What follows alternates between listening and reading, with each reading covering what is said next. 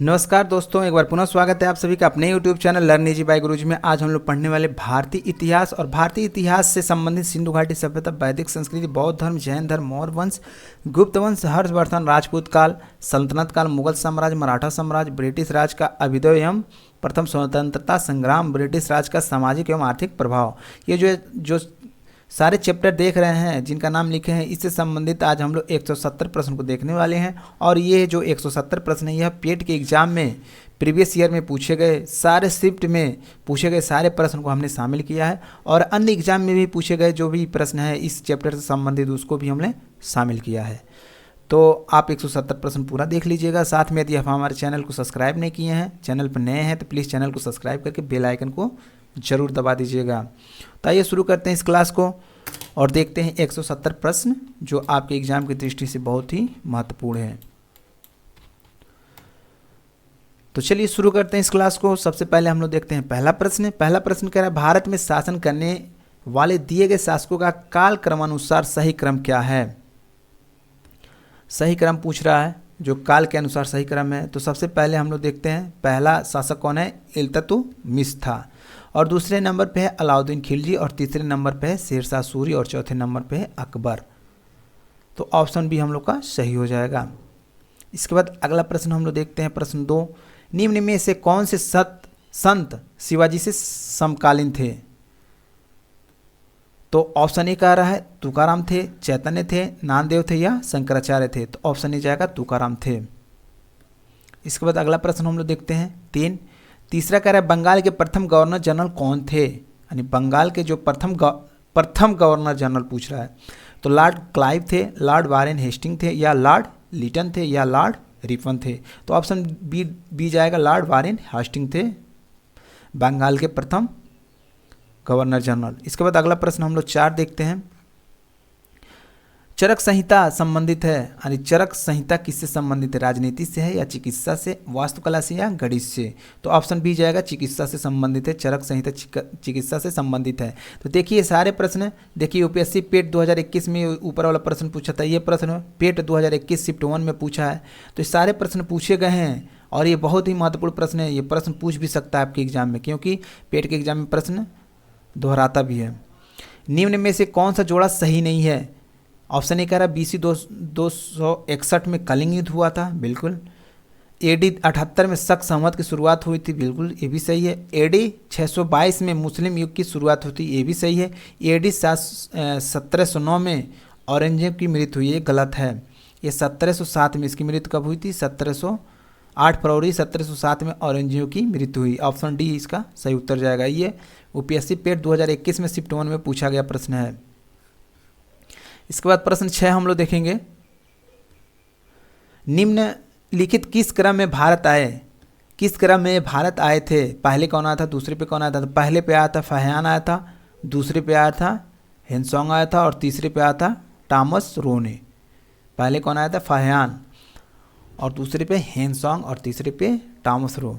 तो ऑप्शन हम लोग का सी सही जाएगा, पहला, तीसरा। और ये भी यूपीएससी पेट 2021 में शिफ्ट 1 में पूछा गया प्रश्न है।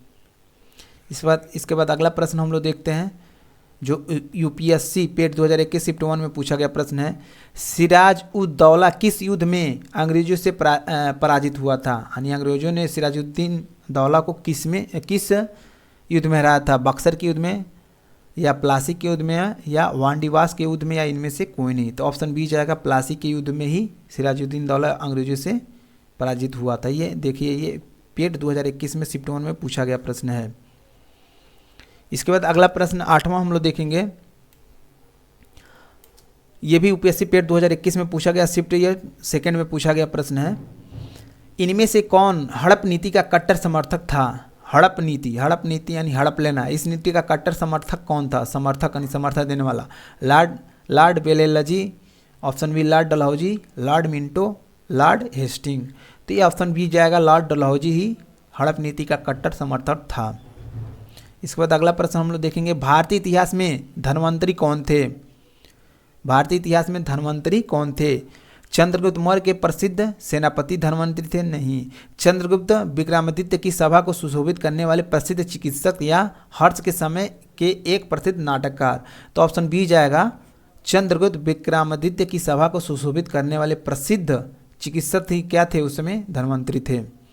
फिर आगे हम लोग देखते हैं प्रश्न 10।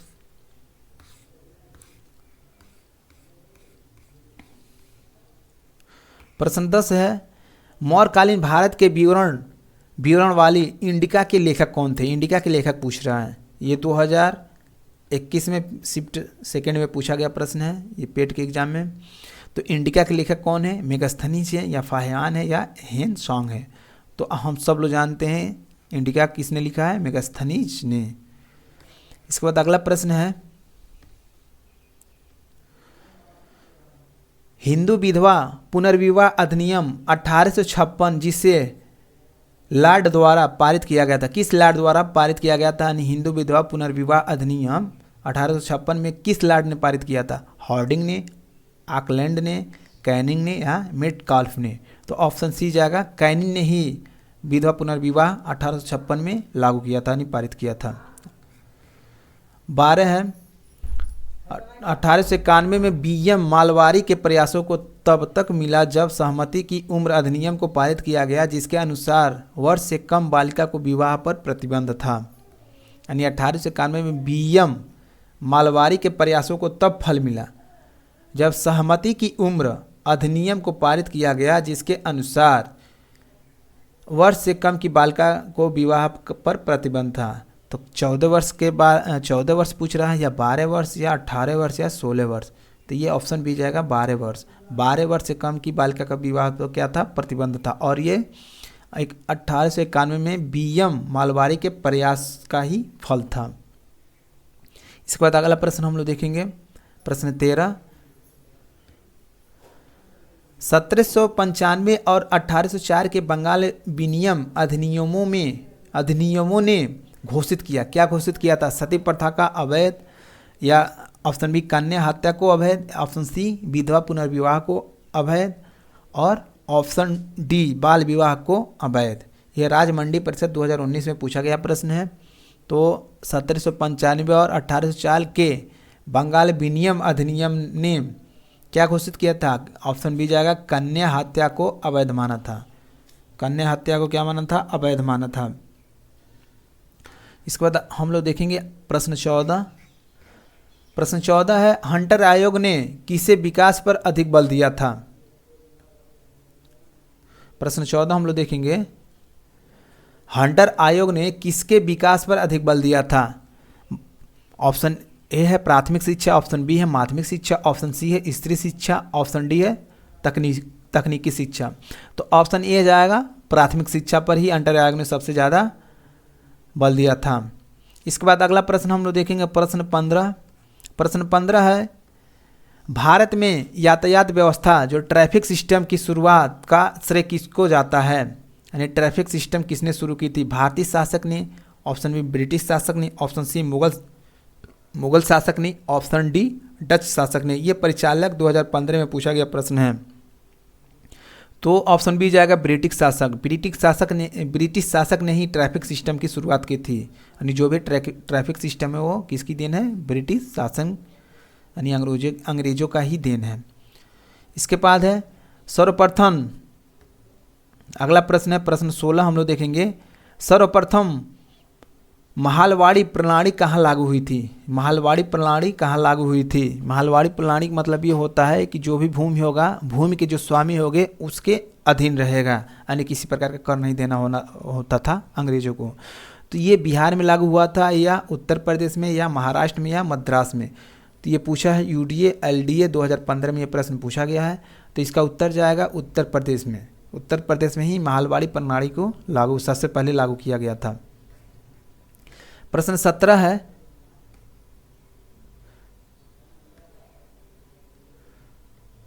भारत के governor general Lord William Bentinck ने सती प्रथा को समाप्त करने हेतु वर्ष में कानून पारित किया था। यानी किस वर्ष में भारत के governor general Lord William Bentinck ने सती प्रथा को समाप्त करने के लिए कानून पारित किया था? ये पूछ रहा है किस वर्ष में। ऑप्शन ए है 1819 में, ऑप्शन बी है 1825 में, ऑप्शन सी है 1829 में, और ऑप्शन डी है 1832 में। तो इसका उत्तर क्या होगा? इसका उत्तर होगा 1829 में ही यह कानून पारित किया था कि सती प्रथा को समाप्त कर दिया जाए। इसके बाद अगला प्रश्न है 18। स्वामी दयानंद सरस्वती ने किस शहर में पहली बार 1875 में आर्य समाज की स्थापना की थी? यानी स्वामी दयानंद सरस्वती ने किस शहर में पहली बार 1875 में आर्य समाज की स्थापना की थी? तो इस प्रश्न में एक और प्रश्न है, आर्य समाज की स्थापना किसने की? तो यह दयानंद सरस्वती ने। तो कब की थी? 1875 में। और कहाँ पे की थी? तो ये कहाँ पे की थी? तो हम लोग जानते हैं ऑप्शन ए में है बॉम्बे, या अब मुंबई के नाम से जाना जाता है, यहाँ की थी, या अहमदाबाद में, या पुणे में, या कलकत्ता में, अब कोलकाता के नाम से जाना जाता है। ये लोअर एग्जाम 2019 में पूछा गया है। तो ऑप्शन ए जाएगा बॉम्बे, जिसे अब हम लोग मुंबई के नाम से जानते हैं। आइए अगला प्रश्न 19 हम लोग देखते हैं। अलीगढ़ मुस्लिम विश्वविद्यालय की स्थापना किसने की? जो अलीगढ़ का मुस्लिम विश्वविद्यालय, इसकी स्थापना किसने की थी? ऑप्शन ए है सैयद अहमद खान ने, ऑप्शन बी है मोहम्मद अली जौहर ने, ऑप्शन सी है मोहम्मद इकबाल ने, ऑप्शन डी है सैयद अमीर अली ने। तो इसका उत्तर क्या होगा? सैयद अहमद खान ने। ऑप्शन ए सैयद अहमद खान ने मुस्लिम विश्वविद्यालय अलीगढ़ की स्थापना की थी। ये विधान भवन रक्षक 2018 में पूछा गया प्रश्न है। इसके बाद अगला प्रश्न हम लोग देखेंगे, प्रश्न 20। प्रश्न 20 है 1828 में ब्रह्म समाज की स्थापना निम्नलिखित में से किसके द्वारा की गई थी? यानी ब्रह्म समाज की स्थापना किसने की थी जो 1828 में की गई थी? 1828 में ब्रह्म समाज की स्थापना की गई थी, लेकिन किसके द्वारा की गई थी? ऑप्शन ए है राजा राम मोहन राय, ऑप्शन बी है स्वामी दयानंद सरस्वती, ऑप्शन सी है केशव चंद्र सेन, और ऑप्शन डी है स्वामी विवेकानंद। तो किसके द्वारा की गई थी ये? राजा राम मोहन राय, ऑप्शन ए जाएगा। यानी 1828 में ब्रह्म समाज की स्थापना राजा राम मोहन राय की द्वारा की गई थी। इसके बाद अगला प्रश्न 21 हम लोग देखेंगे। प्रश्न 21 देखेंगे, ब्रह्म समाज की स्थापना किसने की थी? ब्रह्म समाज की स्थापना किसने की थी? राजा राम मोहन राय, स्वामी विवेकानंद, स्वामी दयानंद सरस्वती, राजगोपाल चट्टोपाध्याय। तो अभी हम लोग देखे हैं राजा राम मोहन राय। ये भी पूछा है, वन रक्षक 2015 में ये प्रश्न पूछा गया था। इसके बाद अगला प्रश्न है, अगला है 22 प्रश्न। प्रश्न 22 हम लोग देखेंगे, भारत में राजनीतिक सुधारों के लिए आंदोलन शुरू करने वाले भारतीय नेता थे। यानी भारत में राजनीतिक सुधारों के लिए, किसके सुधारों के लिए? राजनीतिक सुधारों के लिए आंदोलन शुरू करने वाले भारतीय नेता थे। ऑप्शन ए है सुब्रमण्य अय्यर, ऑप्शन बी है राजा राम मोहन राय, ऑप्शन सी है आनंद चारुल, और ऑप्शन डी है महात्मा गांधी। तो कौन है ये? राजा राम मोहन राय। ऑप्शन बी हम लोग का उत्तर जाएगा। इन्होंने राजनीतिक सुधारों के लिए आंदोलन शुरू किया था। यह व्यायाम प्रशिक्षक 2018 में यह प्रश्न पूछा गया है। ऑप्शन 23 प्रश्न 23 हम लोग देखेंगे, आर्य समाज की स्थापना किसने की थी? यहाँ आर्य समाज की स्थापना किसने की थी? राजा Ram Mohan Roy, option B Swami Vivekananda, option C Swami Dayanand Saraswati, या ऑप्शन डी राजा राधा कांत देव। तो आर्य ब्रह्म समाज की स्थापना तो राजा राम मोहन राय ने की थी, लेकिन आर्य समाज की स्थापना किसने की थी? स्वामी दयानंद सरस्वती ने। ऑप्शन हम लोग का सी जाएगा। ये ग्राम विकास अधिकारी 2019 में पूछा गया यह प्रश्न है। इसके बाद अगला प्रश्न हम लोग देखेंगे, प्रश्न 24।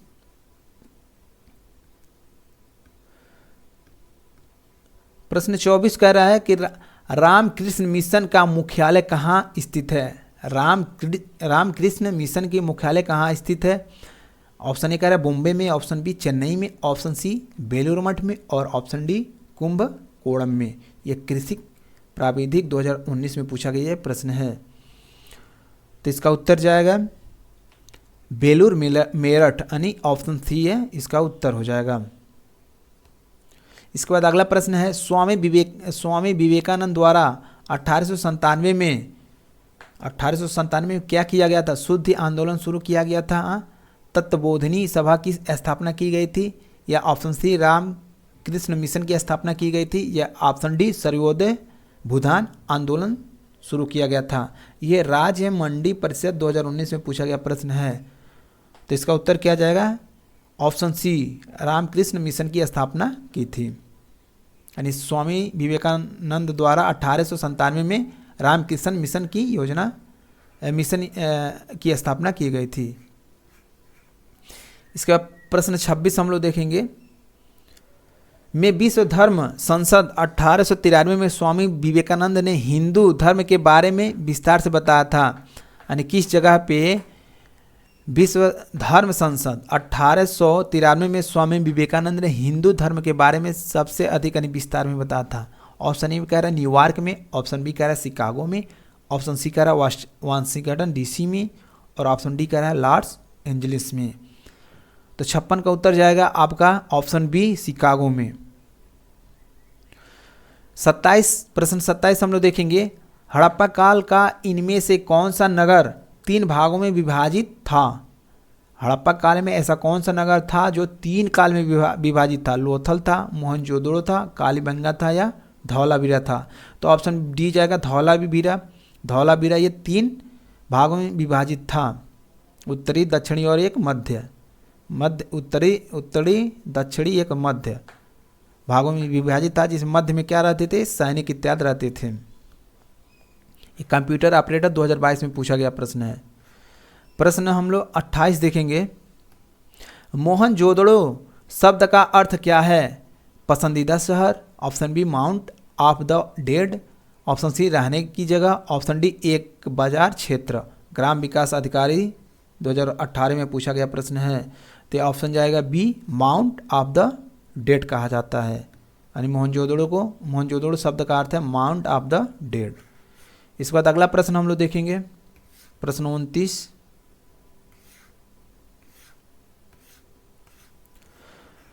प्रश्न 29 हम लोग देखेंगे। कह रहे सिंधु घाटी सभ्यता के बारे में इनमें से कौन सा कथन सत्य है? यानी कौन सा कथन सही है? एक कह रहा सिंधु लोग कपास का उत्पादन करने वाले पहले थे। ऑप्शन बी कह रहा है उन्होंने लकड़ी के बक्से में अनाज भंडारित किया। ऑप्शन सी कह रहा है कि सिंधु घाटी सभ्यता पंजाब, सिंध, बलूचिस्तान, गुजरात, राजस्थान और पश्चिम बंगाल के कुछ हिस्सों को कवर करती है। और ऑप्शन डी कह रहा है सिंधु लोग कुत्तों, बिल्लियों और घोड़ों को बड़े पैमाने पर पालते थे। ग्राम विकास अधिकारी 2018 में पूछा गया प्रश्न है। तो इसमें जाएगा ऑप्शन ए जाएगा सिंधु लोग कपास का उत्पादन करने वाले पहले थे।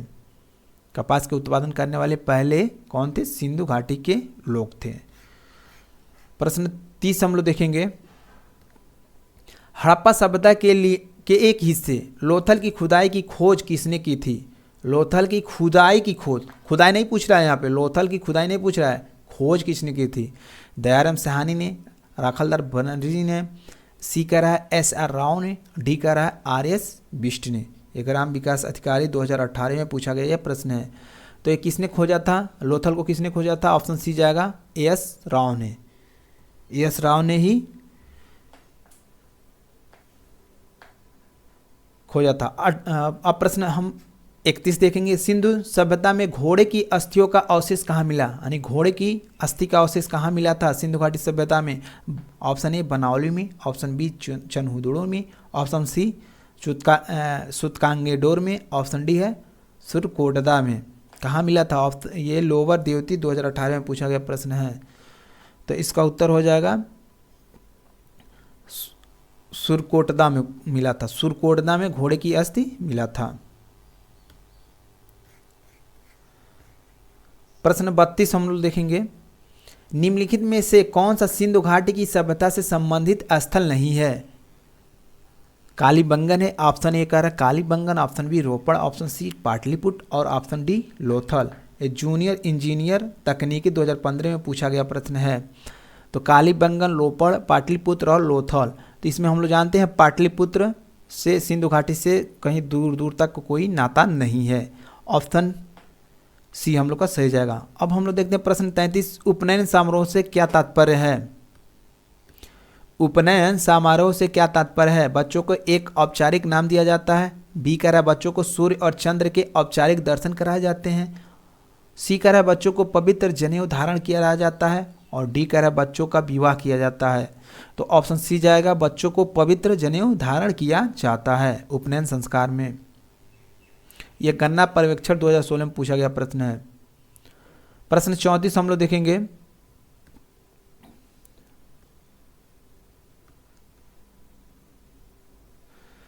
प्रश्न 34 हम लोग देखेंगे, सत्यमेव जयते महावाक्य कहाँ से उद्गृत है, यानी सत्यमेव जयते कहाँ से लिया गया है पूछ रहा है। शपथ ब्राह्मण से,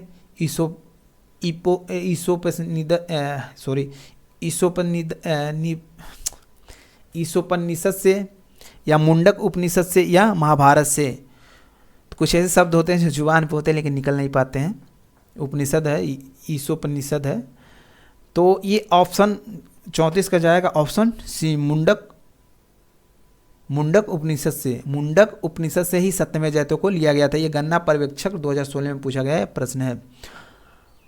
प्रश्न 35 हम लोग देखेंगे, वेदों के गद्य प्रकरण क्या कहलाते हैं। वेदों के गद्य प्रकरण क्या कहलाते हैं। संहिता कहलाते हैं, ब्राह्मण कहलाते हैं, आरण्यक कहलाते हैं, या उपनिषद कहलाते हैं।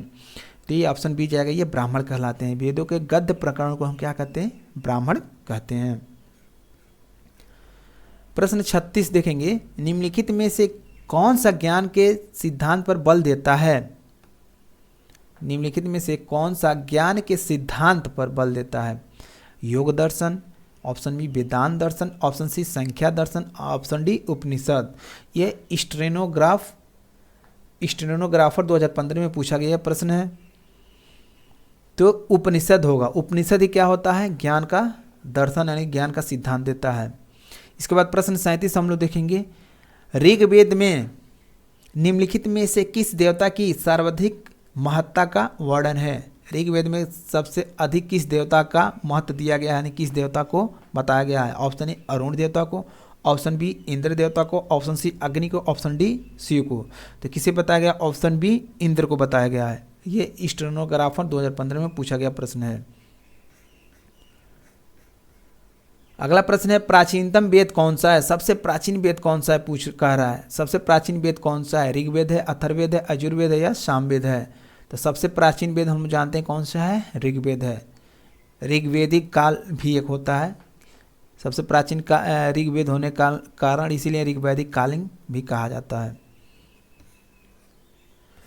इसके बाद हम लोग 38 प्रश्न देखेंगे, 38 नहीं 39 प्रश्न। प्रश्न 39 कह रहा है, निम्नलिखित में से किस भारतीय पुरातत्व ग्रंथ में अपराध और अपराधी का जिक्र आता है। अर्थशास्त्र में आता है, मनुस्मृति में आता है, न्याय मीमांसा में आता है, ये उपयुक्त सभी में। स्टेनोग्राफर 2015 में पूछा गया प्रश्न है। तो ये उपयुक्त सभी में आता है। किसमें आता है, उपयुक्त सभी में आता है। प्रश्न 40 हम लोग देखेंगे। प्रश्न 40 कह रहा है, मनुष्य जीवन का सर्वोत्तम ध्येय है कैवल्य, जिसका अर्थ है दूसरों को शिक्षा देना, दूसरों का अनुसरण करना, इच्छाओं पर विजय प्राप्त करना, दूसरों की सेवा करना। यानी मनुष्य जीवन का सर्वोत्तम ध्येय है कैवल्य, जिसका केवल एक ही अर्थ है। क्या अर्थ है, तो यह है इच्छाओं पर विजय प्राप्त करना। ये चकबंदी लेखपाल 2015 में पूछा गया है। ऑप्शन हम लोग का सी सही होगा। अगला प्रश्न है, प्रश्न 41 हम लोग देखेंगे, 24वें जैन तीर्थकर या अंतिम तीर्थकर थे। बताइए 24वें, ये 24 है, 24वें जैन तीर्थकर या अंतिम तीर्थकर थे। कौन थे, पार्श्वनाथ थे, ऋषभ थे, या महावीर थे, या अरिष्टनेमि थे। तो कौन थे, ये महावीर जी थे, यानी ऑप्शन सी जाएगा। 41 का क्या हो जाएगा, ऑप्शन सी जाएगा। इसके बाद अगला प्रश्न हम लोग 42 देंगे, पहले जैन तीर्थकर कौन थे। तो पहले जैन तीर्थकर ऑप्शन ए कह रहा है महावीर जी थे, ऑप्शन बी कह रहा है ऋषभ, ऑप्शन सी कह रहा है पारसनाथ थे, ऑप्शन डी कह रहा है पद्मनाभ थे। तो सब लोग जानते हैं, हम लोग जानते हैं ऑप्शन बी जाएगा, ऋषभ थे। पहले जैन तीर्थकर कौन थे, ऋषभ थे। और ये पहले जैन धर्म के संस्थापक भी माने जाते हैं। अगला प्रश्न है, जैन धर्म में 3 त्रिरत्न दिए जाते हैं और उन्हें निर्वाण का मार्ग कहा जाता है। ये क्या है, जो जैन धर्म में त्रिरत्न बोले गए हैं, ये क्या चीज़ है, उसका अर्थ पूछ रहा है। सही भाषण, सही ज्ञान और सही आचरण, सही विश्वास, सही ज्ञान और सही व्यवहार, सही विश्वास, सही पथ और सही आचरण। और ऑप्शन डी है सही विश्वास, सही ज्ञान और सही आचरण। तो क्या हो जाएगा हम लोग का, ऑप्शन डी जाएगा। सही विश्वास होना चाहिए, सही ज्ञान होना चाहिए और सही आचरण होना चाहिए। यह जैन धर्म के त्रिरत्न में कहा गया है। यह ग्राम विकास अधिकारी 2018 में पूछा गया ये प्रश्न है। इसके बाद अगला प्रश्न हम लोग देखते हैं। प्रश्न हम लोग 44 देखते हैं। अशोक का सिंह चतुर्मुख स्तंभ शीर्ष में एक स्तंभ पर था।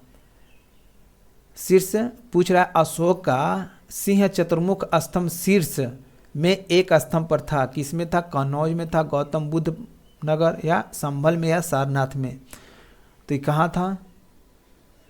ये सारनाथ में हो जाएगा। यानी अशोक का सिंह चतुर्मुख स्तंभ शीर्ष सारनाथ में एक स्तंभ पर था। कहाँ था? सारनाथ में। यह राजमंडी परिषद 2019 में पूछा गया ये प्रश्न है। इसके बाद अगला प्रश्न हम देखेंगे। अशोक के प्रधान शिलालेखों में सबसे बड़ा शिलालेख है। जो भी अशोक के शिलालेख लिखे गए थे उसमें पूछ रहा है सबसे बड़ा शिलालेख कौन सा है। एक ऑप्शन ए कह रहा है 11वां, ऑप्शन बी कह रहा है 12वां, ऑप्शन सी कह रहा है 13वां और ऑप्शन डी कह रहा है 14वां। लोअर द्वितीय 2016 में पूछा गया है प्रश्न है। तो ये क्या हो जाएगा? ये 13वां जो शिलालेख है सबसे प्रधान और बड़ा शिलालेख है। 46 प्रश्न हम लोग देखेंगे। अशोक के आक्रमण के दौरान कलिंग पूर्वी प्रांत की राजधानी कौन सी थी? यानी कलिंग की राजधानी पूछ रहा है। कलिंग की राजधानी ऑप्शन ए कह रहा है कि तक्षशिला, ऑप्शन बी कह रहा है पाटलिपुत्र और ऑप्शन सी उन्नौज और ऑप्शन डी तोसाली। तो कलिंग का राजधानी कहाँ था? तोसाली था। यह राजस्व लेखपाल 2015 में पूछा गया प्रश्न है। अगला प्रश्न 47 हम लोग देखेंगे। देवनाम प्रिय नाम किसे दिया गया? एक नाम देवनाम प्रिय किसे दिया गया? हर्ष को दिया गया, ऑप्शन बी अशोक को दिया गया, ऑप्शन सी कनिष्ठ को दिया गया, ऑप्शन डी चंद्रगुप्त मौर्य को दिया गया था। तो देवनाम प्रिय अशोक को दिया गया था। यानी अशोक को हम लोग देवनाम प्रिय के नाम से भी जानते हैं। ये यूडीए एलडीए 2015 में पूछा गया ये प्रश्न है। अगला प्रश्न 48 है। सम्राट अशोक का कौन सा शिलालेख कलिंग पर उनके विजय का उल्लेख करता है? यानी जब ये कलिंग का युद्ध जीत लिए थे तो किस शिलालेख में उसका उल्लेख है? प्रथम में, चतुर्थ में, 10वां में या 13वां में? तो ये 13वां में उल्लेख है। ग्राम विकास अधिकारी 2018 में पूछा गया प्रश्न है। प्रश्न 49 हम लोग देखेंगे। अशोक के कौन से शिलालेख में ब्राह्मी लिपि का प्रयोग नहीं किया गया था? कह रहा है अशोक के कौन से शिलालेख था जिसमें ब्राह्मी लिपि का प्रयोग नहीं किया गया था? किस लिपि का ब्राह्मी लिपि का प्रयोग नहीं किया गया था? इसका ऑप्शन हम लोग इधर देख लेते हैं।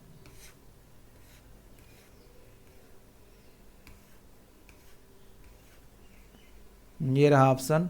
कह रहा है सारनाथ, सारनाथ है, शहबाजगढ़ी है, धौली है और इनमें से कोई नहीं। तो कौन होगा इसका? शहबाजगढ़ी। ऑप्शन बी इसका उत्तर हो जाएगा। शहबाजगढ़ी ऐसा है जिसमें ब्राह्मी लिपि का प्रयोग नहीं किया गया था। बाकी सारे इसके जो भी शिलालेख थे उसमें ब्राह्मी लिपि का प्रयोग किया गया था। यह राजस्व निरीक्षक 2016 में पूछा गया प्रश्न है। प्रश्न हम लोग 50 देखेंगे। निम्नलिखित में से मौर्य का सर्वोत्तम प्रतिमान कौन सा है? निम्नलिखित में मौर्य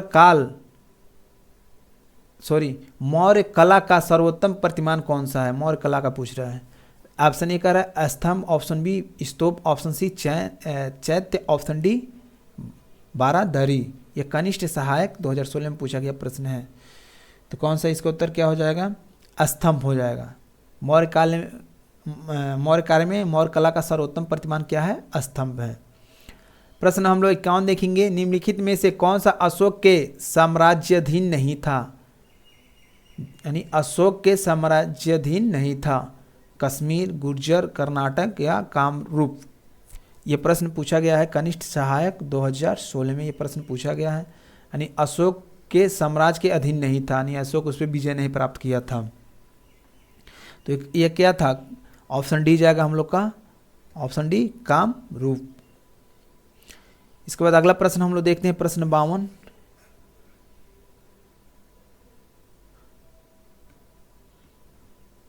प्रश्न 52 कह रहा है बृहद सांची स्फूत किस काल से संबंधित है? बृहद यानी बड़ा सांची स्फूत किस काल से संबंधित है? सांची का स्फूत किस काल से संबंधित है? ऑप्शन ए कह रहा है कुषाण काल से, ऑप्शन बी कह रहा है गुप्त काल से, ऑप्शन सी कह रहा है हर्षवर्धन काल से, ऑप्शन डी कह रहा है मौर्य काल से। चकबंदी लेखपाल 2015 में पूछा गया प्रश्न है। तो ये ऑप्शन क्या जाए, ये क्या जाएगा, ये ऑप्शन डी जाएगा मौर्य काल से। 13 कह रहा है खगोलविद बराह मिहिर और कवि कालिदास किसके दरबार का हिस्सा थे? यानी खगोलविद बराह मिहिर और कवि कालिदास किसके दरबार के हिस्सा थे? विक्रमादित्य, बिंबिसार, बिंदुसार और पृथ्वीराज चौहान। व्यायाम प्रशिक्षक 2018 में पूछा गया ये प्रश्न है। तो इसका ऑप्शन ए जाएगा विक्रमादित्य, यानी विक्रमादित्य के दरबार के बराह मिहिर और कालिदास जी थे। इसके बाद 54 प्रश्न हम लोग 54 और 55 देखेंगे। प्रश्न 54 कर रहा है विक्रम संवत प्रारंभ हुआ था, किसमें हुआ था? 57 ईसा पूर्व, ऑप्शन बी कर रहा 78 ईसा पूर्व, ऑप्शन सी कर रहा 57 ईस्वी और ऑप्शन डी कर रहा 78 ईसा पूर्व। कब हुआ था?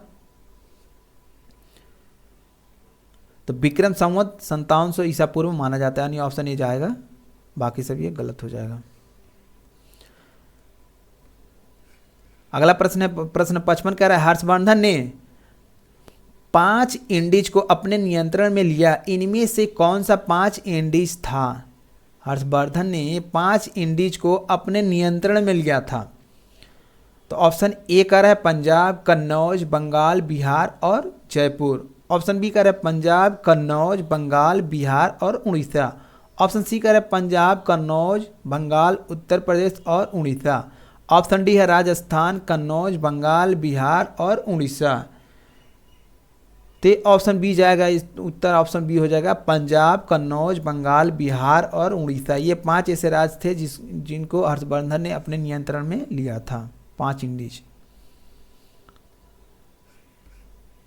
अगला प्रश्न हम लोग 56 देखेंगे। वह स्थल जहां हर्षवर्धन ने बौद्ध महासम्मेलन का आयोजन किया था, वह स्थान कहाँ है जहां हर्षवर्धन ने बौद्ध महासम्मेलन का आयोजन किया था? काशी में किया था, प्रयाग में किया था, अयोध्या में किया था या सारनाथ में किया था? ये जूनियर इंजीनियर तकनीकी 2015 में पूछा गया यह प्रश्न है। तो हर्षवर्धन ने प्रयाग में बौद्ध महासम्मेलन का आयोजन किया था। प्रश्न 57 हम लोग देखेंगे।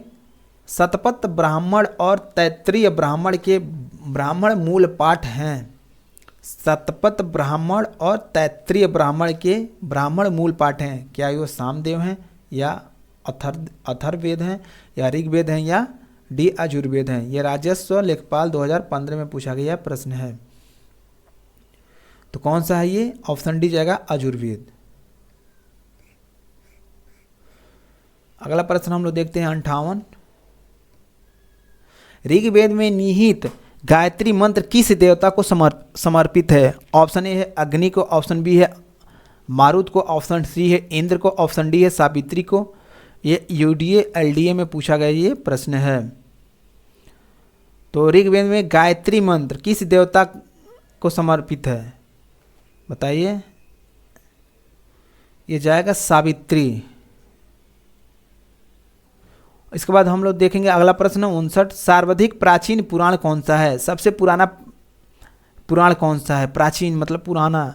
मत्स्य पुराण, विष्णु पुराण, नारद पुराण या वामन पुराण? सबसे पुराना पुराण कौन सा है? मत्स्य पुराण। और यह ऑप्शन ये हम लोग का सही उत्तर हो जाएगा। इसके बाद हम लोग 60वां प्रश्न देखेंगे। प्रश्न हम लोग 60 देखेंगे। निम्न में से कौन सा उपवेद नहीं है? इसमें कह रहा है कौन सा उपवेद नहीं है? धनुर्वेद, ऑप्शन बी शस्त्र शास्त्र, option C Ayurveda, option D योग वेद। ये लोअर द्वितीय 2016 में पूछा गया प्रश्न है। तो ये कौन सा होगा? कौन सा उपवेद नहीं है?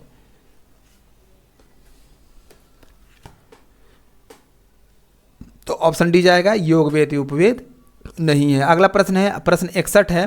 वैदिक देवता इंद्र किसके देवता हैं? जो वैदिक देवता इंद्र है वो किसके देवता हैं? हवा के, तूफान के, वर्षा एवं चक्रात के, और डी कर है अग्नि के। जूनियर इंजीनियर तकनीकी 2016 में पूछा गया है। तो वैदिक देवता इंद्र किसके देवता हैं? वर्षा और चक्रवात के। ऑप्शन सी इसका उत्तर हो जाएगा। अगला प्रश्न हम लोग देखेंगे, प्रश्न हम लोग 62 देखेंगे। गौतम बुद्ध ने में धम्म चक्र न सूत्र यानी धर्म चक्र परिवर्तन सूत्र का उपदेश दिया। धर्म चक्र परिवर्तन का उपदेश कहाँ दिया है? ऑप्शन ए कह रहा है कपिलवस्तु में, ऑप्शन बी कह रहा है लुम्बिनी में, ऑप्शन सी कह रहा है बोधगया में, ऑप्शन डी कह रहा है सारनाथ में। ये कनिष्ठ सहायक 2019 में पूछा गया ये प्रश्न है। तो कहाँ दिया था ये? ऑप्शन डी जाएगा सारनाथ में दिया था। अगला प्रश्न हम 63 देखेंगे। उस स्थान का नाम बताइए जहाँ बौद्धों की मान्यता के अनुसार गौतम बुद्ध ने अपनी मृत्यु के बाद परिनिर्वाण प्राप्त किया। परिनिर्वाण मतलब होता है मोक्ष की प्राप्ति। तो ऑप्शन ए कह रहा है कौशाम्बी, ऑप्शन बी कह रहा है कुशीनगर, ऑप्शन सी कह रहा है बदायूं, ऑप्शन डी में है चित्रकूट। ये राज्य मंडी परिषद 2019 में पूछा गया है प्रश्न है। तो गौतम बुद्ध का परिनिर्वाण कहाँ हुआ था? कुशीनगर में, यानी उनकी मोक्ष की प्राप्ति कुशीनगर में हुआ था। अगला प्रश्न है प्रश्न 64 हम लोग देखेंगे। पाली में बौद्ध ग्रंथों को आमतौर पर त्रिपिटक यानी थ्री फोल्ड बास्केट कहा जाता है। इनमें से कौन सा त्रिपिटकों में से नहीं है? यानी जो बौद्ध धर्म ग्रंथ के त्रिपिटक हैं, कह रहे हैं इनमें से कौन से त्रिपिटक नहीं हैं? अधिधम्म त्रिपिटक, सुत्त पिटक, उपसका पिटक और विनय पिटक। तो हम लोग जानते हैं अभिधम्म पिटक होता है, सुत्त पिटक होता है और विनय पिटक होता है, लेकिन ये हम लोग का उपासका पिटक नहीं होता है। ये ग्राम विकास अधिकारी 2018 में पूछा गया प्रश्न है। प्रश्न 65 हम लोग देखेंगे। त्रिपिटक निम्नलिखित में से किससे संबंधित है? जैनियों से, ऑप्शन बी है बौद्धों से, ऑप्शन सी है सिखों से और ऑप्शन डी है हिंदुओं से। ये जूनियर इंजीनियर तकनीकी 2015 में पूछा गया प्रश्न है। तो त्रिपिटक हम लोग जानते हैं किससे है संबंधित है? बौद्धों से।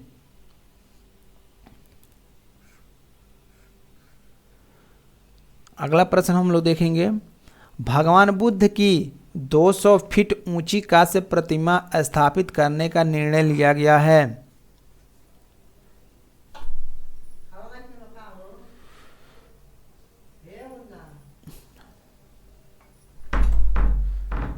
भगवान बुद्ध की 200 फीट ऊंची कांस्य प्रतिमा स्थापित करने का निर्णय लिया गया कहाँ पे? ऑप्शन ए है कुशीनगर में, ऑप्शन बी है सारनाथ में, ऑप्शन सी है श्रावस्ती में और ऑप्शन डी है बामियान में। स्टेनोग्राफर 2015 में पूछा गया प्रश्न है। तो ये ऑप्शन ए जाएगा कुशीनगर में। कुशीनगर में 200 फीट ऊंची कांस्य प्रतिमा स्थापित करने का निर्णय लिया गया है। इसके बाद अगला प्रश्न हम लोग देखेंगे। प्रश्न 67 हम लोग देखेंगे। बुद्ध को महापरिनिर्वाण कहाँ हुआ था? महापरिनिर्वाण यानी मोक्ष की प्राप्ति कहाँ हुआ था? ऑप्शन ए कह रहा है बोधगया में, ऑप्शन बी कह रहा है कुशीनगर में, ऑप्शन सी कह रहा है राजगृह में, ऑप्शन डी कह रहा है वैशाली में। तो परिनिर्वाण महापरिनिर्वाण कहाँ हुआ था? कुशीनगर में। ऑप्शन बी हम लोग का उत्तर जाएगा।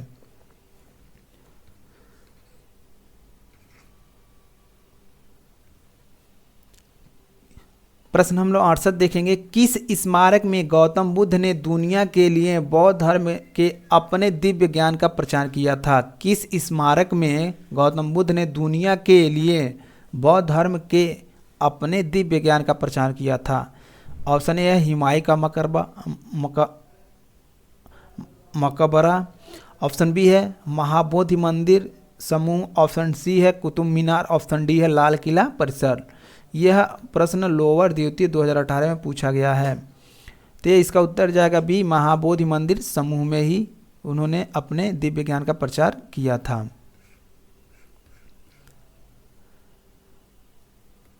प्रश्न 69 हम लोग देखेंगे। ज्ञान प्राप्त करने के बाद गौतम को किस रूप से जाना जाने लगा? यानी जब गौतम बुद्ध को यानी गौतम जी को जब ये ज्ञान प्राप्त हो गया तो उनको किस नाम से जानने लगे लोग? ऑप्शन ए कह रहा है जिन्न के नाम से, ऑप्शन बी कह रहा है बुद्ध के नाम से, ऑप्शन सी कह रहा है ज्ञान के नाम से, ऑप्शन डी कह रहा है बोध के नाम से। ग्राम विकास अधिकारी 2018 में पूछा गया प्रश्न है, तो ऑप्शन बी जाएगा बुद्ध के नाम से। प्रश्न 70 देखेंगे, बोध गया एक महत्वपूर्ण बौद्ध तीर्थ केंद्र क्यों है? क्योंकि गौतम बुद्ध यहाँ पैदा हुए थे, क्योंकि गौतम बुद्ध ने यहाँ ज्ञान प्राप्त किया था। तो ऑप्शन हम लोग को बी जाएगा, क्योंकि गौतम बुद्ध यहाँ ज्ञान प्राप्त किए थे। प्रश्न 71 हम लोग देखते हैं।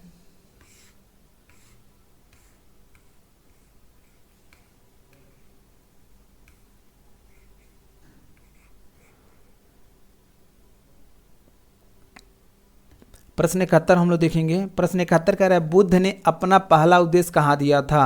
कुशीनगर में, सारनाथ में, अयोध्या में या वाराणसी में? विधान भवन रक्षक 2018 में पूछा गया प्रश्न है। तो ये अपना पहला उपदेश कहाँ दिए थे बुद्ध भगवान ने? सारनाथ में। प्रश्न हम लोग 72 देखेंगे।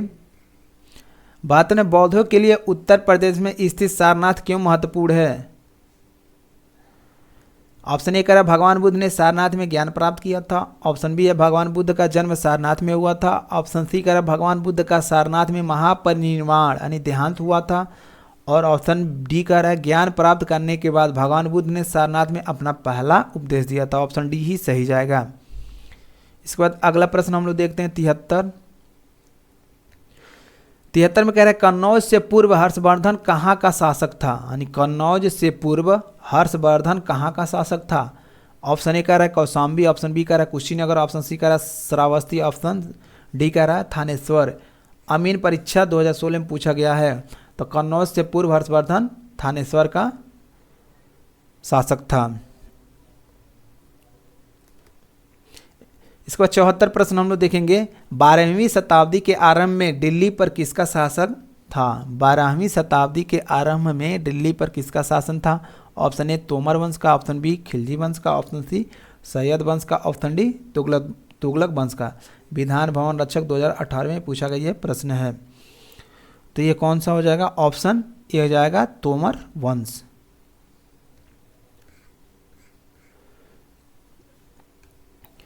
इसके बाद प्रश्न 75 देखेंगे। जयचंद के विश्वासघात के कारण पृथ्वीराज चौहान की पराजय हुई। कालांतर में जयचंद्र कहाँ और कब मारा गया? यानी जयचंद की मृत्यु पूछ रहा है और कहाँ पे हुआ है। तो ऑप्शन ए कह रहा है तराइन 1192 में, चंदावर 1193 में, कन्नौज 1194 में, उपयुक्त में कोई नहीं। तो इसका ऑप्शन इसका उत्तर जाएगा कन्नौज में 1194, ऑप्शन सी हो जाएगा। निम्न में से प्रश्न हम लोग 76 देखेंगे। निम्न में से कौन से वंश ने भारत के दक्षिणी भाग पर शासन नहीं किया था? भारत के दक्षिणी भाग पर यानी चेर, पांड्या और चोल पर। तो वह ऑप्शन कौन जाएगा? ऑप्शन सी जाएगा, राजपूतों ने। प्रश्न हम लोग देखेंगे 77 में कह रहा है पाल साम्राज्य भारत के किस हिस्से से संबंधित है? जो पाल साम्राज्य है वो भारत के किस हिस्से से संबंधित है? पश्चिमी से, पूर्वी से, दक्षिणी से, उत्तरी से? तो ये हो जाएगा, ऑप्शन जाएगा आपका पूर्वी से। पाल वंश का पहला शासक कौन था? देवपाल था, रामपाल था, गोपाल था, महीपाल था। ये कृषि प्राविधिक 2019 में पूछा गया प्रश्न है। तो 78 का क्या हो जाएगा? ये गोपाल। पाल वंश का पहला शासक कौन था? गोपाल था। अगला प्रश्न हम लोग देखेंगे 79। लौह और रक्त की नीति किसने अपनाई? लौह और रक्त की नीति किसने अपनाई थी? बलबन ने, अलाउद्दीन खिलजी ने, मोहम्मद बिन तुगलक ने, बाबर ने? किसने अपनाई थी लौह और रक्त की नीति? किसने अपनाई थी? अलाउद्दीन खिलजी, बलबन ने, बाबर ने, मोहम्मद बिन तुगलक ने? तो किसने अपनाई थी? बलबन ने। बलबन ऑप्शन ए जाएगा। प्रश्न 80 देखेंगे। किसके शासनकाल में इब्न बतूता भारत आया था? इब्न बतूता किसके शासनकाल में भारत आया था? इल्तुतमिश, मोहम्मद बिन तुगलक, इब्राहिम लोदी और अकबर। तो इसका उत्तर क्या होगा? मोहम्मद बिन तुगलक, यानी ऑप्शन डी जाएगा। भारत पर तैमूर ने किस वर्ष आक्रमण किया था? प्रश्न 81 हम लोग देखेंगे। भारत पर तैमूर ने किस वर्ष में आक्रमण किया था? 1294, 1417, 1213 या 1398? तो ऑप्शन डी जाएगा 1398 में तैमूर ने भारत पर आक्रमण किया था। 81 प्रश्न। इसके बाद हम लोग देखते हैं 82वां प्रश्न। प्रश्न 82 हम लोग देखेंगे, किस शासक ने भारत में तुगलक वंश की नींव रखी थी? किस शासक ने भारत में तुगलक वंश की नींव रखी थी? फिरोज शाह तुगलक, गयासुद्दीन तुगलक, अलाउद्दीन सिकंदर शाह और मोहम्मद बिन तुगलक। ग्राम विकास अधिकारी 2018 में पूछा गया प्रश्न है। तो इसका उत्तर क्या हो जाएगा? इसका हो जाएगा गयासुद्दीन तुगलक, ऑप्शन बी। प्रश्न हम लोग 83 देखेंगे, दिल्ली में अलाउद्दीन खिलजी के शासनकाल की अवधि क्या थी? अलाउद्दीन खिलजी की शासनकाल की अवधि पूछ रहा है, वो भी दिल्ली में। ऑप्शन ए कह रहा है 1296 से 1316, ऑप्शन बी कह रहा है 1286 से 1316, ऑप्शन सी कह रहा है 1303 से 1334, ऑप्शन डी कह रहा है 1410 से 1437। विधान भवन रक्षक 2018 में पूछा गया प्रश्न है। तो इसका उत्तर जाएगा आपका पहला ऑप्शन ए जाएगा, 1296 से 1316 तक इसका अलाउद्दीन खिलजी का शासनकाल था। प्रश्न हम लोग देखेंगे 84, खिज्र खान निम्नलिखित में से किस राजवंश से संबंधित था? खिज्र खान किस राजवंश से संबंधित था? गुलाम वंश से, बी कह रहा है खिलजी वंश से, सी कह रहा है सैयद वंश से, डी कह रहा है शाह वंश से। तो विधान भवन परीक्षक 2018 में पूछा गया यह प्रश्न है। तो 84 का उत्तर जाएगा सैयद वंश से, यानी खिज्र खान किससे संबंधित है? सैयद वंश से। प्रश्न हम लोग 85 देखेंगे, अमीर खुसरो जिन्हें कव्वाली का पिता एवं भारत का तोता भी कहा जाता है, किसके दरबार में दरबारी कवि थे? अमीर खुसरो की बात कर रहा है, जिन्हें कव्वाली का पिता और भारत का तोता भी कहा जाता है, किसके दरबार के दरबारी थे? कह रहा है इल्तुतमिश, रजिया सुल्तान, बलबन और अलाउद्दीन खिलजी। तो ये अलाउद्दीन खिलजी के दरबार के दरबारी कवि थे। ऑप्शन क्या हो जाएगा? ऑप्शन डी जाएगा। अगला प्रश्न हम लोग देखते हैं 86, भारत में सिकंदर लोदी का शासनकाल कब से कब था? सिकंदर लोदी का शासनकाल पूछ रहा है। कह रहा है ऑप्शन ए कह रहा है 1421 से 1434 ईस्वी तक, ऑप्शन बी में कह रहा है 1451 से 1489 ईस्वी तक, ऑप्शन सी कह रहा है 1489 से 1517 ईस्वी तक, और ऑप्शन डी कह रहा है 1517 से 1526 ईस्वी तक। वन रक्षक 2015 में ये पूछा गया प्रश्न है। तो इसका उत्तर जाएगा ऑप्शन सी जाएगा, 1489 से 1517 ईस्वी तक सिकंदर लोदी का शासनकाल रहा। अब प्रश्न हम लोग 87 देखेंगे, अलाउद्दीन खिलजी द्वारा बनाया गया प्रसिद्ध अलाई दरवाज़ा कहाँ पर स्थित है? अलाउद्दीन खिलजी द्वारा बनाया गया प्रसिद्ध अलाई दरवाज़ा कहाँ पर स्थित है? ऑप्शन ए कह रहा है आगरा में, ऑप्शन बी कह रहा है नई दिल्ली में, ऑप्शन सी कह रहा है अवध में, और ऑप्शन डी कह रहा है वारंगल में। तो इसका उत्तर क्या हो जाएगा? इसका उत्तर हो जाएगा नई दिल्ली में है। अलाई दरवाज़ा कहाँ है? नई दिल्ली में, जो अलाउद्दीन खिलजी ने बनवाया था। प्रश्न हम लोग 88 देखेंगे,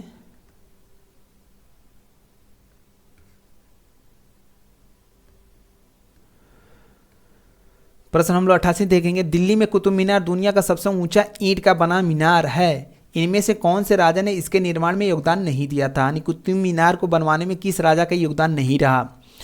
ऑप्शन ए कह रहा है फिरोज शाह तुगलक, ऑप्शन बी कह रहा है कुतुबुद्दीन ऐबक, ऑप्शन सी कह रहा है अलाउद्दीन खिलजी, और ऑप्शन डी कह रहा है इल्तुतमिश। ग्राम विकास अधिकारी 2018 में पूछा गया प्रश्न है। तो इसका उत्तर जाएगा अलाउद्दीन खिलजी ने दुनिया का सबसे ऊंचा कुतुब मीनार को बनवाने में कोई योगदान नहीं दिया था। प्रश्न 89 देखेंगे, तारीख़ फिरोज शाही के लेखक हैं।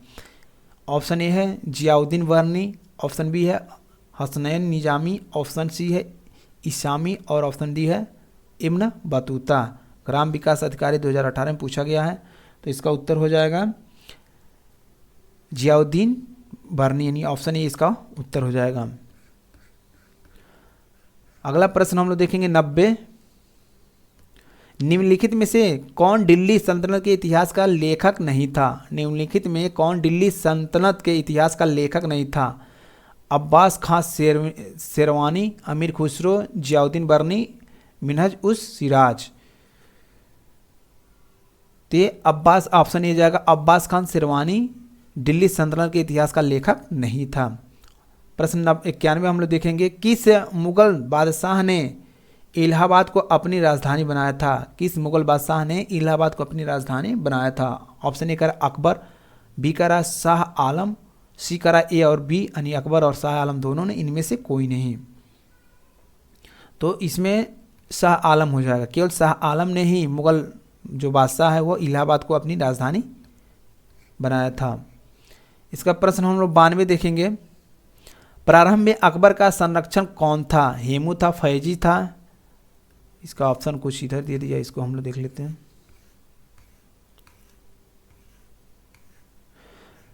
हेमू या अबुल फजल था, बैरम खान था? तो हम सब लोग जानते हैं कौन था, बैरम खान था। प्रश्न 93 हम देखेंगे। हुमायूं की दुर्घटना से आकस्मिक मृत्यु के उपरांत उनके बेटे अकबर को कहाँ मुगल सिंहासन पर बैठाया गया? और हुमायूं की दुर्घटना से आकस्मिक मृत्यु के उपरांत उनके बेटे जो अकबर थे, हुमायूं के बेटे अकबर को कहाँ मुगल सिंहासन पर बैठाया गया था? ए कह रहा है लाहौर में, बी कह रहा है सरहिंद में, सी कह रहा है कालानौर में, और डी कह रहा है काबुल में। स्टेनोग्राफ 2016 में पूछा गया प्रश्न है। तो ये इस कहाँ बैठाया गया था? कालानौर में। यानी हुमायूं के मृत्यु, आकस्मिक मृत्यु के बाद अकबर को कालानौर में ही मुगल साम्राज्य का सिंहासन पर बैठाया गया था। अगला प्रश्न 94 हम लोग देखेंगे। निम्नलिखित किस साम्राज्य के शासनकाल में भारत का पहला मुद्रा रुपया मुद्रित हुआ था? किस शासनकाल में, यानी किस सम्राट के शासनकाल में मुद्रा जो था वो रुपया मुद्रित हुआ था? अकबर, हुमायूं, शेरशाह सूरी या समुद्रगुप्त? तो ये शेरशाह सूरी के शासनकाल में ही रुपया यानी मुद्रा का मुद्रित हुआ था। प्रश्न हम लोग 95 देखेंगे। थॉमस रो मुगल सम्राट जहांगीर से किस किले में मिला था? यानी जो थॉमस रो था मुगल सम्राट जहांगीर से किस किले में मिला था? आगरा के किले में, इलाहाबाद के किले में, झांसी और अजमेर के किले में? तो ये मिला था अजमेर के किले में। चकबंदी लेखपाल 2015 में पूछा गया प्रश्न है। इसके बाद अगला प्रश्न हम लोग 96 देखेंगे। इनमें से किसने भूमि मापांकन की व्यवस्था प्रारंभ की थी? यानी भूमि को नापने की प्रक्रिया किस राजा ने, किस सम्राट ने इसकी व्यवस्था की थी? यानी भूमि को नापना है। तो ऑप्शन ए है बहादुर शाह, ऑप्शन बी है शेरशाह, ऑप्शन सी है शाहजहां, ऑप्शन डी है अकबर। ये चकबंदी लेखपाल 2015 में पूछा गया प्रश्न है।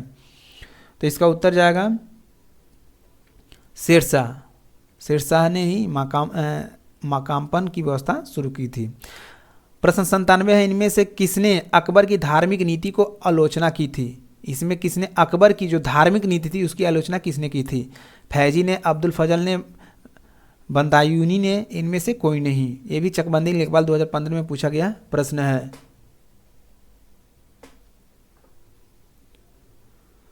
तो ये 97 का उत्तर क्या हो जाएगा? ऑप्शन सी बदायूनी ने। प्रश्न 98 हम लोग देखेंगे। इनमें से कौन सा मुगल सम्राट अनपढ़ था? इनमें से कौन सा मुगल सम्राट जो था अनपढ़ था? अकबर था, शाहजहां था, औरंगजेब था, बहादुर शाह जफर था? तो ये चकबंदी लेखपाल 2015 में पूछा गया प्रश्न है। तो ये अकबर था। अकबर एक अनपढ़ सम्राट यानी एक राजा था। प्रश्न 99 देखेंगे। मुगल काल में पुलिस बल के मुखिया को क्या कहा जाता था? यानी जो पुलिस बल के जो मुखिया थे उसको क्या कहा जाता था? दरोगा कहा जाता था, या फौजदार कहा जाता था, या सूबेदार, या कोतवाल कहा जाता था? तो उस समय इसको क्या कहा जाता था? कोतवाल कहा जाता था। कनिष्ठ सहायक 2015 में पूछा गया यह प्रश्न है। यानी मुगल काल में जो पुलिस बल के मुखिया थे उनको क्या कहा जाता था? कोतवाल कहा जाता था। प्रश्न 100 देखेंगे हम लोग।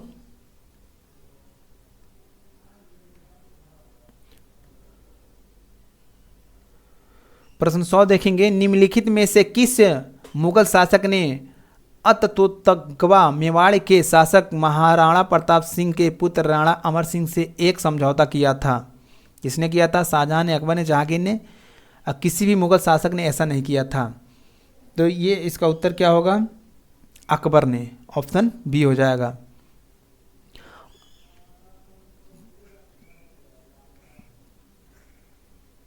प्रश्न 101 हम लोग देखेंगे। जलालुद्दीन मोहम्मद किस नाम से प्रसिद्ध है? जलालुद्दीन मोहम्मद किस नाम से प्रसिद्ध है? बाबर, या अकबर, या शाहजहां, या औरंगजेब? तो अकबर को ही जलालुद्दीन मोहम्मद के नाम से ही प्रसिद्ध है। ये व्यायाम अधिकार प्रशिक्षक 2018 में पूछा गया ये प्रश्न है। प्रश्न 102 देखेंगे हम लोग। ताजमहल के सुलेख कैलीग्राफर ने 1648 ईस्वी में इसकी रचना की और यह पूरा किया। यानी ताजमहल के सुलेख कैलीग्राफर, इसमें पूछा किसने की थी। ऑप्शन ए है क्या है, गयासुद्दीन ने, अल बुखारी ने, अमानत खान सिराजिल ने और मोहम्मद अब्दुल ने। तो अल बुखारी, यहाँ अल बुखारी हो जाएगा। ताजमहल के सुलेख कैलीग्राफर अल बुखारी ने 1648 ईस्वी में इसकी रचना की और पूरा किया।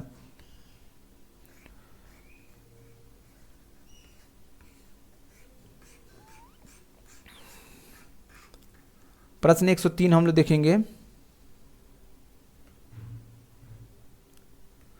प्रश्न 103 कह रहा है, अकबर द्वारा बनवाया गया प्रसिद्ध ऐतिहासिक स्मारक बुलंद दरवाजा उत्तर प्रदेश के किस जिले में स्थित है। यहाँ पर किस जिले में है, कौन सा जिला है। ऑप्शन ए कह रहा है मेरठ, ऑप्शन बी कह रहा है कानपुर, ऑप्शन सी कह रहा है आगरा, ऑप्शन डी कह रहा है इलाहाबाद यानी प्रयागराज। कंप्यूटर ऑपरेटर 2019 में पूछा गया प्रश्न है। यानी अकबर द्वारा बनाया गया प्रसिद्ध ऐतिहासिक स्मारक बुलंद दरवाजा कहाँ है, बुलंद दरवाजा कहाँ है। तो सब लोग जानते हैं बुलंद दरवाजा कहाँ है, ऑप्शन सी जाएगा आगरा में है। प्रश्न 104 हम लोग देखेंगे। दिल्ली का प्रसिद्ध लौह स्तंभ जो सदियों से बिना जंग लगे खड़ा है वह निम्नलिखित में से किस ऐतिहासिक परिसर में स्थित है। लौह स्तंभ, ऑप्शन ए कह रहा है जामा मस्जिद परिसर में, ऑप्शन बी कह रहा है लाल किला परिसर में, ऑप्शन सी कह रहा है कुतुब मीनार परिसर में, ऑप्शन डी कह रहा है हुमायूं की मकबरे का परिसर में। तो ये ऑप्शन सी जाएगा कुतुब मीनार परिसर में। प्रश्न 105 हम लोग देखेंगे। प्रसिद्ध चित्रकार मीर सैयद अली चित्रकारी हेतु किस मुगल शासक के सहयोगी थे। प्रसिद्ध चित्रकार जो मीर सैयद अली थे जो चित्रकारी करते थे, कह रहा है किस मुगल शासक के सहयोगी थे। कह रहा है option A Babur, option B Jahangir, option C Akbar, option D Humayun. आबकारी सिपाही 2016 में पूछा गया प्रश्न है। तो हो जाएगा ऑप्शन जाएगा डी हम लोग का हुमायूं। यानी प्रसिद्ध चित्रकार मीर सैयद जो चित्रकारी करते थे वो मुगल शासक हुमायूं के सहयोगी थे। प्रश्न 106 देखेंगे। बुलंद दरवाजा किसके द्वारा बनवाया गया था। ऑप्शन ए कह रहा है हुमायूं के द्वारा, ऑप्शन बी कह रहा है अकबर के द्वारा, ऑप्शन सी कह रहा है बाबर के द्वारा, ऑप्शन डी कह रहा है औरंगजेब के द्वारा। लोअर देवती 2018 में पूछा गया प्रश्न है। बुलंद दरवाजा किसने बनवाया था। तो बुलंद दरवाजा ऑप्शन बी जाएगा अकबर ने बनवाया था। प्रश्न हम लोग देखेंगे 107। पंचमहल किसमें स्थित है। पंच जो महल है वो किसमें स्थित है। हवा महल में है या ग्वालियर का किला में स्थित है या फतेहपुर सीकरी में है या आगरे का किला में है। तो कहाँ पे स्थित है, तो ये फतेहपुर सीकरी, ऑप्शन सी जाएगा। प्रश्न 108 देखेंगे। निम्नलिखित में से किस शासक की मृत्यु उसके पुस्तकालय की सीढ़ियों से गिरकर हुई थी। यानी ऐसा कौन सा शासक था जिसकी मृत्यु उसके पुस्तकालय की सीढ़ियों से गिरने से हुई थी। ऑप्शन ए कह रहा है जहांगीर, ऑप्शन बी कह रहा है शाहजहां, ऑप्शन सी कह रहा है बाबर और ऑप्शन डी कह रहा है हुमायूं। ग्राम विकास अधिकारी 2018 में पूछा गया यह प्रश्न है। तो हुमायूं की मृत्यु क्या हुई थी, पुस्तकालय की सीढ़ियों से गिरकर एक आकस्मिक मृत्यु हुई थी। प्रश्न 109 हम लोग देखेंगे। किस वर्ष बाबर ने सुल्तान इब्राहिम लोदी को पानीपत की लड़ाई में पराजित किया था। किस वर्ष में बाबर ने सुल्तान इब्राहिम लोदी को पानीपत की लड़ाई में पराजित किया था। ऑप्शन ए कह रहा है 1527 ईस्वी में, ऑप्शन बी कह रहा है 1526 ईस्वी में, ऑप्शन सी कह रहा है 1525 ईस्वी में या 1524 ईस्वी में। तो ये जूनियर इंजीनियर तकनीकी 2016 में पूछा गया ये प्रश्न है। तो प्रश्न 9 का उत्तर जाएगा 1526। बाबर ने सुल्तान इब्राहिम लोदी को पानीपत में 1526 में पराजित किया था। प्रश्न 110 हम लोग देखेंगे। निम्नलिखित में से किस मुगल सम्राट द्वारा आगरा के किले का निर्माण किया गया है। यानी आगरा के किला किसके द्वारा बनवाया गया है, शाहजहां, अकबर, औरंगजेब या जहांगीर। किसके द्वारा बनवाया गया है, तो अकबर के द्वारा बनवाया गया है। ऑप्शन बी जाएगा इसका उत्तर। प्रश्न 11 हम लोग देखेंगे।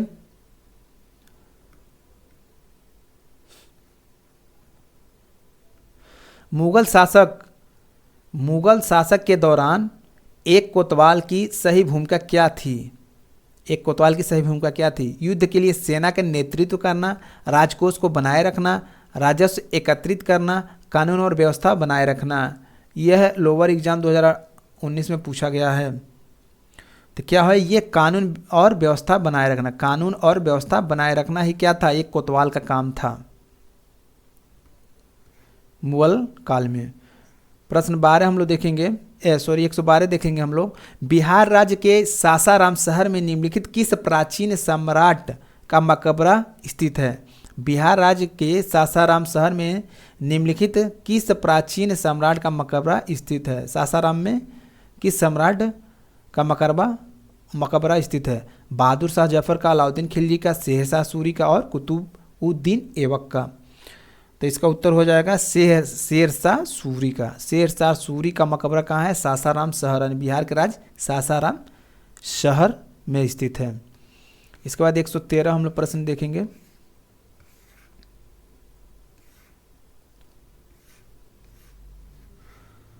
प्रश्न 113 का रहा मुगल वंश के पहले सम्राट बाबर ने अपनी देशीय भाषा चगताई तुर्की में अपनी आत्मकथा लिखी है। इस पुस्तक का नाम क्या है? यानी बाबर ने अपनी देशीय भाषा चगताई तुर्की में अपनी आत्मकथा लिखा है। इस पुस्तक का क्या नाम है? तो वो कौन सा है? ऑप्शन ए का रहा है मुगल नामा है, ऑप्शन बी है बाबर नामा, ऑप्शन सी है बाबर मुबारक, ऑप्शन डी है बाबर बिहार। तो ये ऑप्शन बी जाएगा, बाबर नामा ही बाबर ने लिखा है अपनी देसी भाषा चगताई तुर्की में। ये उसकी क्या है? एक आत्मकथा है बाबरनामा। इसके बाद अगला प्रश्न है 114 हम लोग देखेंगे। भारत में जहांगीर का शासनकाल क्या था? यानी भारत में जो जहांगीर था उसका शासनकाल क्या था? कह रहा है, इसमें ऑप्शन में कह रहा है कि 1605 ईस्वी में, 1605 ईस्वी से 1627 ईस्वी तक, 1627 से 1658 ईस्वी तक, 1658 से 1707 ईस्वी तक और 1707 से 1748 ईस्वी तक। तो जहांगीर का शासनकाल 1605 से लेकर 1627 ईस्वी तक था। 115 प्रश्न हम देखेंगे। वह कौन सा स्थान है जहां अंतिम मुगल सम्राट बहादुर शाह जफर की मृत्यु हुई थी? वह कौन सा स्थान है जहां अंतिम मुगल सम्राट, अंतिम, एक चीज़ और नोट कर लीजिए, अंतिम मुगल सम्राट कौन था?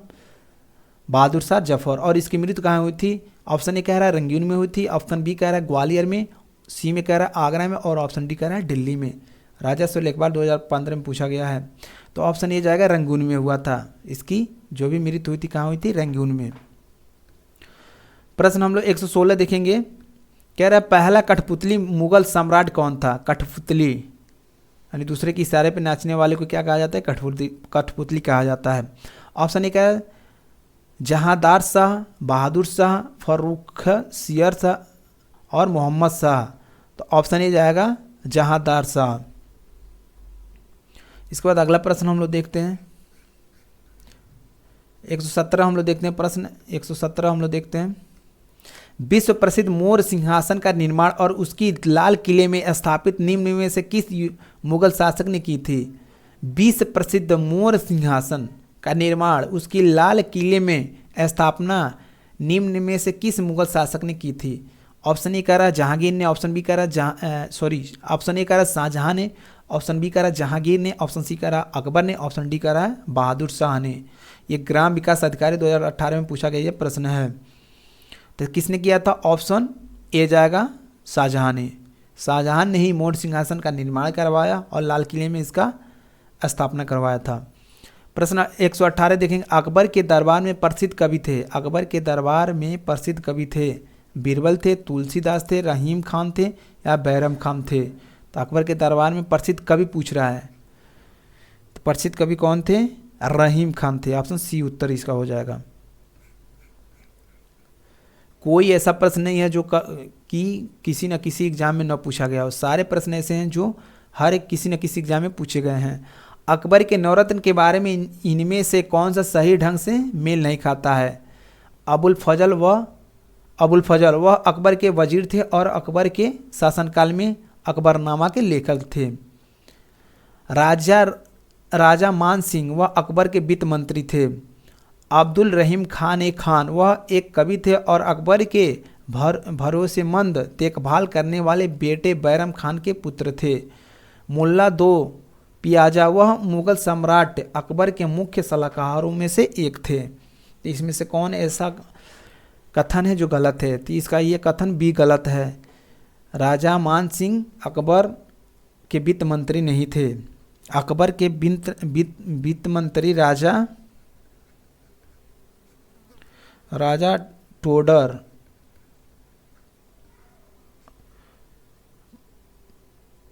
टोडर मल्ल थे, याद रखिएगा। यानी अकबर के जो वित्त मंत्री थे वह कौन थे? राजा टोडर मल थे। तो ऑप्शन ये 20 का गलत हो जाएगा। प्रश्न 120 हम लोग देखेंगे। औरंगजेब का पुत्र था, औरंगजेब का पुत्र कौन था? तो ये ऑप्शन देख लेंगे, बाबर था, हुमायूं था, अकबर था या शाहजहां था। तो ये शाहजहां था। औरंगजेब का पुत्र कौन था? शाहजहां था। 121 प्रश्न हम देखेंगे। पानीपत का द्वितीय युद्ध किन के बीच लड़ा गया था? यानी पानीपत का जो द्वितीय विश्व युद्ध हुआ था किन के बीच लड़ा गया था? बाबर लोधी, अकबर हेमू, अली राजा चंद्रगुप्त मौर्य और अकबर लोधी।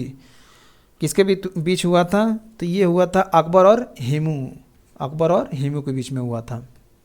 पानीपत का द्वितीय युद्ध अकबर और हेमू के बीच में लड़ा गया था। प्रश्न 122 हम लोग देखेंगे। इनमें से कौन सा मुगल बादशाह शराब को छूता तक नहीं था? कौन सा ऐसा मुगल बादशाह था जो शराबी नहीं था? अकबर, शाहजहां, जहांगीर और औरंगजेब। तो ये कौन था? औरंगजेब था, जो बिल्कुल शराब को नहीं छूता था। इसके बाद प्रश्न हम लोग 123 देखेंगे।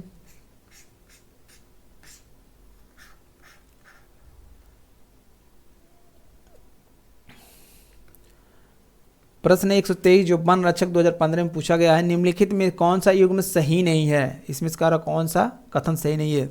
बड़ा इमामबाड़ा लखनऊ में है, निशात बाग जम्मू कश्मीर में है, फिरोज शाह कोटला दिल्ली में है, हुमायूं का मकबरा इलाहाबाद में है। तो बड़ा इमामबाड़ा लखनऊ में सही है, निशात बाग जम्मू कश्मीर में ये भी सही है, फिरोज शाह कोटला दिल्ली में ये भी सही है। हुमायूं का मकबरा जो है यह इलाहाबाद में नहीं है, ये पूर्वी दिल्ली में। क्या है? पूर्वी दिल्ली में। तो ये उत्तर गलत हो जाएगा। आईने अकबरी किसने लिखी? ये ऑप्शन सही हो जाएगा, ऑप्शन डी। आईने अकबरी किसने लिखी है? प्रश्न हम 124 देखेंगे। आईने अकबरी किसने लिखी है? ऑप्शन ए कह रहा फैजी, ऑप्शन बी कह रहा बीरबल, ऑप्शन सी कह रहा अब्दुल फजल, ऑप्शन डी कह रहा मुल्ला दो पियाजा। तो किसने लिखी है?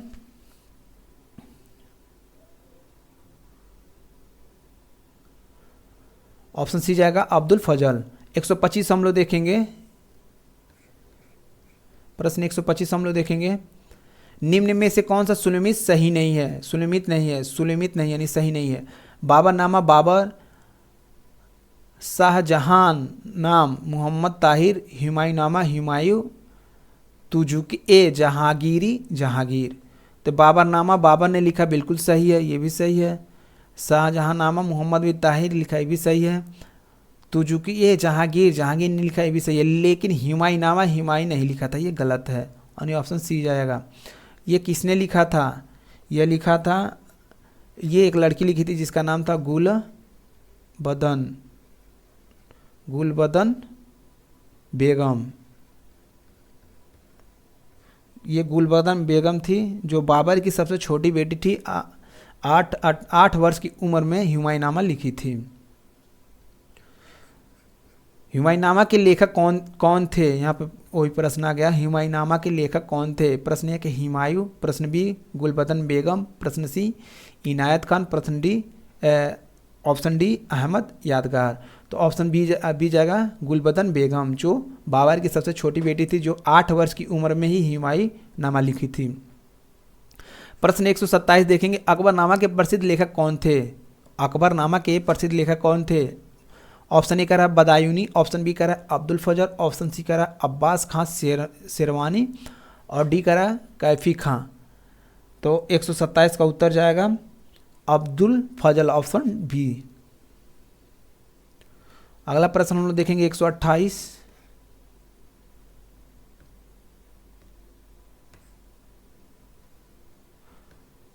अगला प्रश्न 128 हम लोग देखेंगे। कह रहा अकबर ने अपने दरबारी संगीतज्ञ के रूप में किसे नियुक्त किया था, यानी अकबर के दरबारी में संगीतज्ञ कौन था? अब्दुल फजल था, मियाँ तानसेन था, राजा बीरबल था और राजा टोडरमल था। राजा टोडरमल तो उसका वित्त मंत्री था ना, अभी आपको बताए थे। तो 128 में क्या हो जाएगा? मियाँ तानसेन था, उसका राजबारिक संगीतज्ञ कौन था? मियाँ तानसेन था। निम्नलिखित किसके शासनकाल में मुगलों और मराठों के बीच द्वंद्व प्रारंभ हुआ था? Option A Akbar, option B Jahangir, option C Shahjahan, option D Aurangzeb. तो 129 का उत्तर जाएगा औरंगजेब, ऑप्शन डी। प्रश्न 130 हम लोग देखेंगे, निम्नलिखित में से कौन सा एक कथन शिवाजी के विषय में असत्य है? यानी शिवाजी के विषय में कौन से एक कथन है जो असत्य है? शिवाजी एक धार्मिक व्यक्ति थे, वे एक कट्टर हिंदू थे। 1674 ईस्वी में रायगढ़ में उनका राज्याभिषेक वैदिक विधि से हुआ था। उन्होंने मुस्लिमों को धर्मांतरण के लिए एक हिंदू धर्म स्वीकार करने के लिए विवश किया था। तो ये ऑप्शन, ये जो ऊपर से 3 ये बिल्कुल सही है, लेकिन ऑप्शन ये जो डी है ये गलत है। उन्होंने मुस्लिमों को धर्मांतरण के लिए एवं हिंदू धर्म स्वीकार करने के लिए विवश नहीं किया था। प्रश्न 131 हम लोग देखेंगे, किस मुगल सेनानायक के साथ शिवाजी ने पुरंदर की संधि 1665 ईस्वी पर हस्ताक्षर किए थे? यानी किस मुगल सेनानायक के साथ शिवाजी ने पुरंदर की संधि 1665 में जो संधि हुई थी उस पर हस्ताक्षर किए थे? Option A Jai Singh, option B Jaswant Singh, option C Shaista Khan, option D है अफजल खान। तो ये हो जाएगा जय सिंह, इसका उत्तर सही जाएगा जय सिंह, ऑप्शन ए हो जाएगा। 132 प्रश्न हम देखते हैं, निम्नलिखित में से कौन सा अधिकारी शिवाजी के नागरिक प्रशासन में अष्टप्रधान के अंतर्गत नहीं था? अष्टप्रधान के अंतर्गत नहीं था। पहला है पेशवा, दूसरा है मजूमदार। तो 132 का जाएगा उत्तर ऑप्शन 2, वो भी देख लेते हैं हम लोग।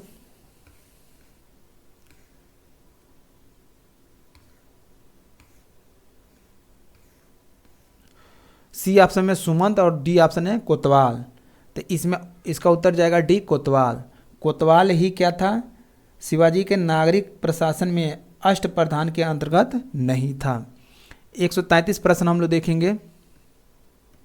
प्रश्न नंबर 133 हम लोग देखेंगे, औरंगजेब की मृत्यु के समय मराठा नेतृत्व किसके हाथों में था?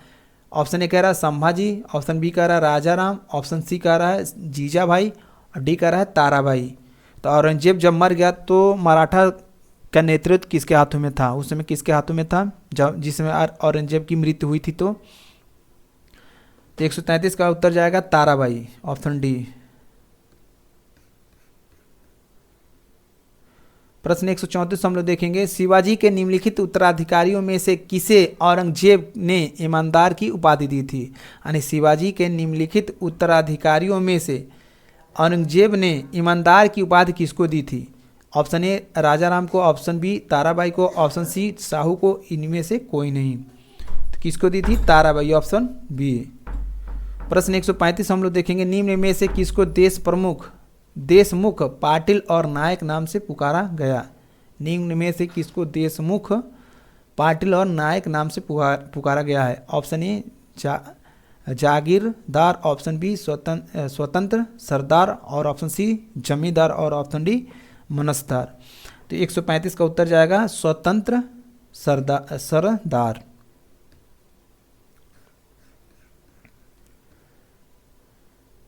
प्रश्न 136 हम लोग देखेंगे, शिवाजी के समय सरनोबात का पद संबंध था? सरनोबात पद का संबंध था।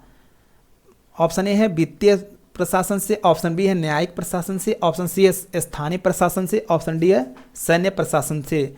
तो इसका उत्तर जाएगा सैन्य प्रशासन से, ऑप्शन डी। प्रश्न 137 वर्ष में ईस्ट इंडिया कंपनी के जहाज़ों ने सूरत के पास स्थित स्वाले एस्चुअली में पुर्तगालियों को पराजित किया था?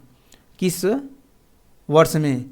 तो यहाँ पे ऑप्शन ये दिखा रहा है 1609 में, 1610 में, 1612 में, 1618 में। तो कब किया था ये? 1612 में।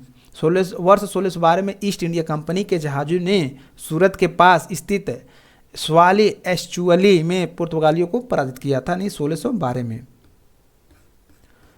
अगला प्रश्न है 138, प्रश्न नंबर 138 हम लोग देखेंगे। वास्को डी गामा एवं एक पुर्तगाली अन्वेषक ने वर्ष में भारत के समुद्री मार्ग की खोज की थी, यानी वास्को डी गामा एक पुर्तगाली अन्वेषक ने किस वर्ष में भारत की समुद्री मार्ग की खोज की थी? ऑप्शन ए 1598, ऑप्शन बी 1500 में, ऑप्शन सी 1498, ऑप्शन डी 1600 में। तो ऑप्शन सी जाएगा 1498 में। प्रश्न 139 हम लोग देखेंगे। मेरठ छावनी में 1857 के सैनिक विद्रोह की शुरुआत कब हुई थी? मेरठ छावनी में 1857 के सैनिक विद्रोह की शुरुआत कब हुई थी? 18 मई 1857, बी करा 11 मई 1857, सी करा 10 मई 1857 और डी करा 9 मई 1857। तो इसका उत्तर जाएगा सी, 10 मई 1857 में ही सैनिकों ने विद्रोह करना शुरू कर दिया था। प्रश्न 140 हम लोग देखेंगे। प्रश्न 140 कह रहा है निम्नलिखित में से किसने 1857 के विद्रोह को दबाने के लिए अंग्रेजों को सहायता प्रदान नहीं की? कह रहा है कि किसने 1857 के विद्रोह को दबाने के लिए अंग्रेजों की सहायता प्रदान नहीं की थी। लोअर एग्जाम 2019 में पूछा गया है ये। ऑप्शन ए कह रहा है कि ग्वालियर के सिंधिया ने, ऑप्शन बी है अवध की बेगम हजरत महल ने, सी कह रहा है हैदराबाद के निजाम ने, डी कह रहा है भोपाल की सिकंदर बेगम ने। तो ऑप्शन बी जाएगा अवध की बेगम हजरत महल ने। इसके बाद अगला प्रश्न हम लोग देखेंगे 141।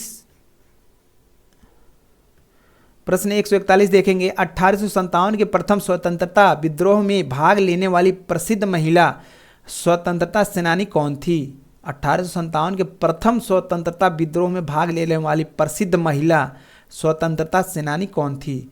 सी कह रहा है ऑप्शन, थोड़ा सा ऑप्शन नहीं हो गया। ए में कह रहा है सरोजनी नायडू, बी में कह रहा है बेगम हजरत महल और सी में कह रहा है कस्तूरबा गांधी और डी में कह रहा है भिकाजी कामा। तो ऑप्शन डी जाएगा बेगम हजरत महल ने ही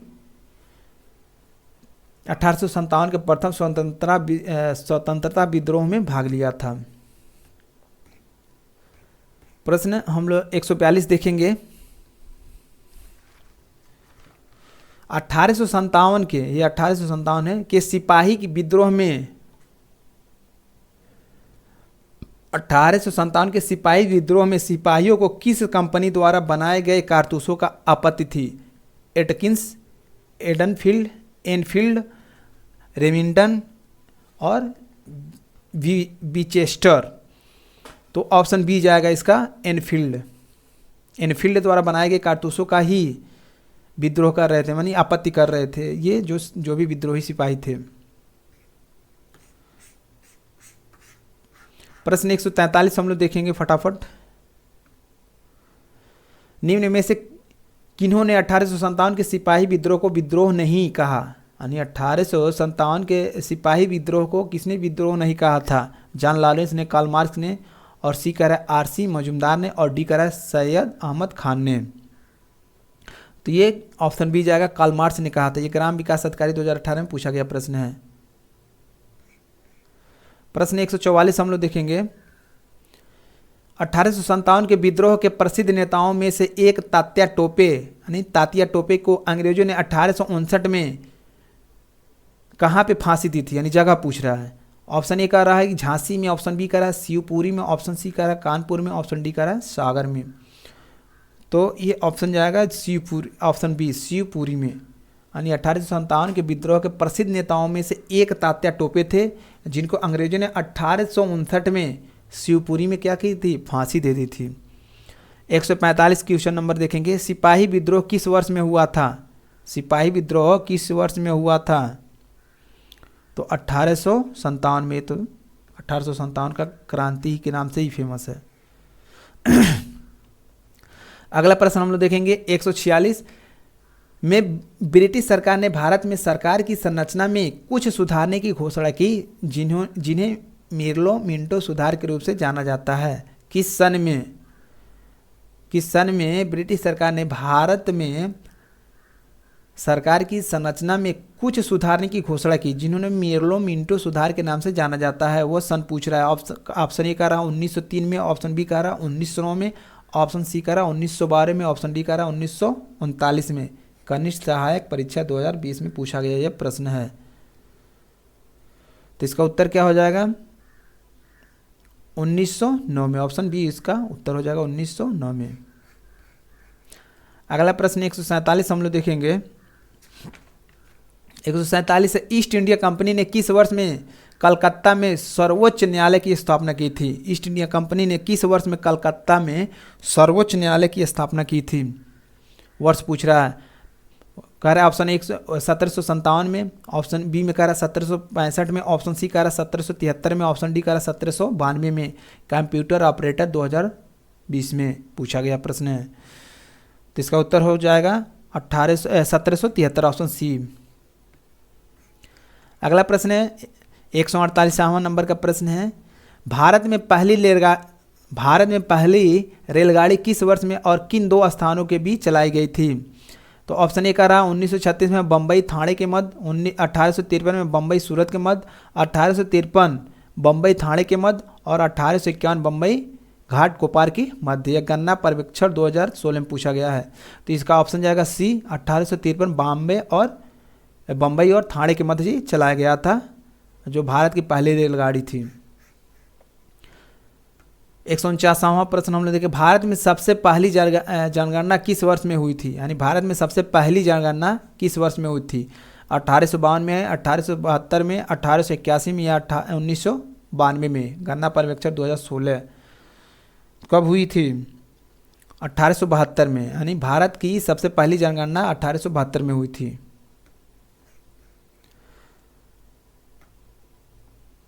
150वां प्रश्न हम लोग देखेंगे। 1866 में भारत के संदर्भ में चर्चा करने वाली भारतीय कल्याण को बढ़ावा देने के लिए ब्रिटिश सार्वजनिक अधिकारियों को प्रभावित करने के लिए लंदन में ईस्ट इंडिया एसोसिएशन का आयोजन किसने किया था?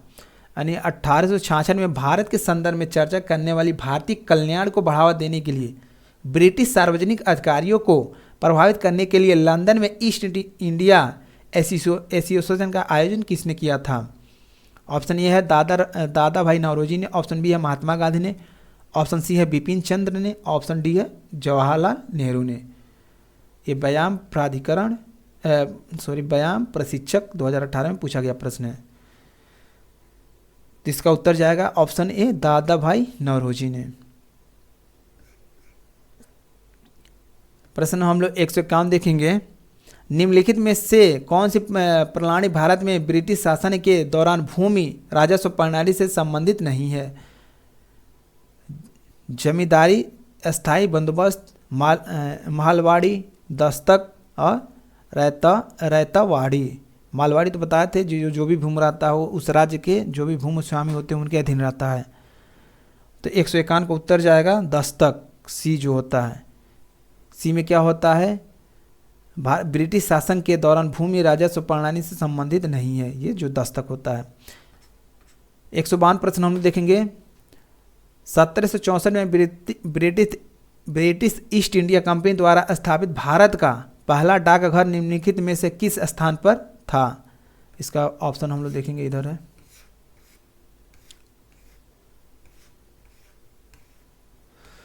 ऑप्शन ए कह रहा है सिक्किम में, बी कह रहा है पुणे में, सी कह रहा है मद्रास, अब जो चेन्नई के नाम से जाना जाता है, डी कह रहा है बॉम्बे, जो अब मुंबई के नाम से जाना जाता है। तो ऑप्शन जाएगा मुंबई, बॉम्बे। प्रश्न था कि 1764 में ब्रिटिश ईस्ट इंडिया कंपनी द्वारा स्थापित भारत का पहला डाकघर निम्नलिखित में से किस स्थान पर था? यानी पहला डाकघर कहाँ बना था? बॉम्बे, जो मुंबई के नाम से जाना जाता है। अगला प्रश्न है प्रश्न 153। दक्षिण भारत के किस राजा ने वर्ष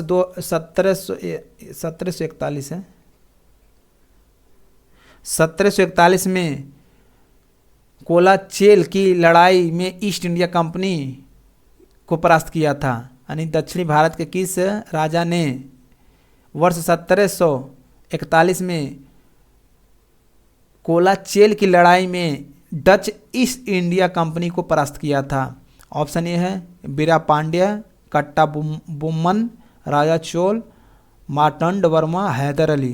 तो इसका उत्तर जाएगा ऑप्शन सी मार्तंड वर्मा, मार्तंड वर्मा। प्रश्न 154 हम लोग देखेंगे, अंग्रेजों के खिलाफ भारतीय सैनिकों द्वारा पहला बड़े पैमाने पर विद्रोह वेल्लोर विद्रोह किस वर्ष में हुआ था? अंग्रेजों के खिलाफ भारतीय सैनिकों द्वारा, जो भारतीय सैनिक थे उनके द्वारा पहला बड़े पैमाने पर विद्रोह कहाँ हुआ था? जो वेल्लोर विद्रोह के नाम से जाना जाता था। इसका ऑप्शन दिया है, पहला हम कह रहे हैं 1812 में हुआ था, 1800 में हुआ था, 1806 में हुआ था, 1813 में हुआ था। ये लोअर एग्जाम 2019 में पूछा गया प्रश्न है। तो इसका उत्तर जाएगा 1813 में, ऑप्शन डी। प्रश्न 155 देखेंगे, किस वर्ष में ईस्ट इंडिया कंपनी ने रणजीत सिंह के साथ अमृतसर की पहली संधि पर हस्ताक्षर किए? किस वर्ष में ईस्ट इंडिया कंपनी ने रणजीत सिंह के साथ अमृतसर की पहली संधि पर हस्ताक्षर किए? ऑप्शन है 1800 में, ऑप्शन बी कह रहा है 1805, ऑप्शन सी है 1806 में, ऑप्शन डी है 1809 में। ये लोअर एग्जाम 2019 में पूछा गया प्रश्न है। तो 155 का उत्तर जाएगा ऑप्शन डी 1809 में।